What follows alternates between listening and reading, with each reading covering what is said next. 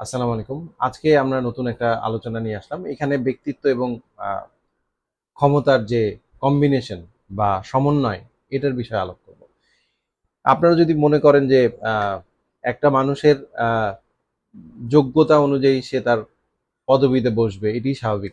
এটি হওয়া উচিত। কিন্তু আমরা বাংলাদেশে সেটার প্রতিফলন দেখি না। আমরা কি দেখি? আমরা অনেক ক্ষেত্রেই অযোগ্য লোককে একটা পদবিতে বসে থাকতে দেখি। এটা বোঝার সবথেকে সহজ উপায় কি?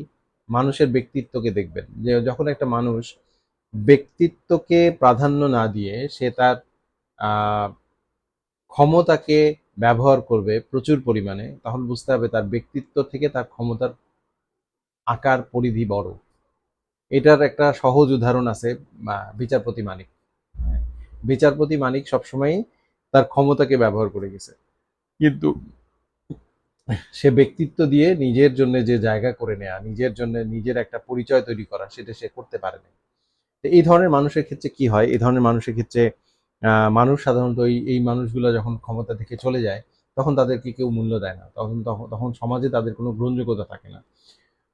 তো এইজন্যে আমরা যখনই কোনো পদবিতে বসবো, কোনো পদবীর কাজ করব, সেই পদবিতে অবশ্যই আমাদেরকে আমাদের আ যে ব্যক্তিত্ব, আগে আমাদেরকে ব্যক্তিত্বকে ধারণ করতে হবে। ব্যক্তিত্বকে ধারণ করে ক্ষমতাকে ব্যবহার করা উচিত। এবং ক্ষমতার ব্যবহার এবং অপব্যবহার নিয়েও যদি বলি, ক্ষমতা আপনি যেভাবেই ব্যবহার করেন না কেন, কিছু ক্ষমতা দরকার হয়। অর্থনৈতিক ক্ষমতা, এটা আপনি কথা দিয়ে, ব্যক্তিত্ব দিয়ে কাজ চলবে না।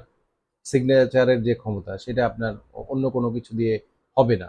এটা শুধুমাত্র ওই যে রিটেন বা লিখিত আকারে যে ক্ষমতার বিস্তার বলা থাকে, সেটি দিয়েই এটাকে কমপ্লিট করতে হবে। এটাকে পরিপূর্ণতায় নিয়ে আসতে হবে।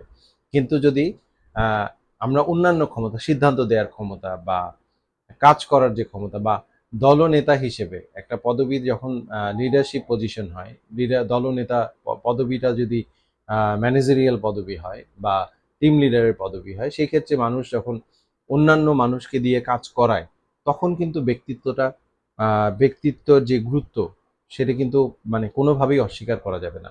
আপনি চিৎকার করেও একটা মানুষকে দিয়ে কাজ করাতে পারেন, আপনি নমনীয়ভাবেও একটা মানুষকে দিয়ে কাজ করাতে পারেন। চিৎকার করতে, করতে একটা সময় আসবে যখন আপনার ওই চিৎকারের কোনো মূল্য থাকবে না।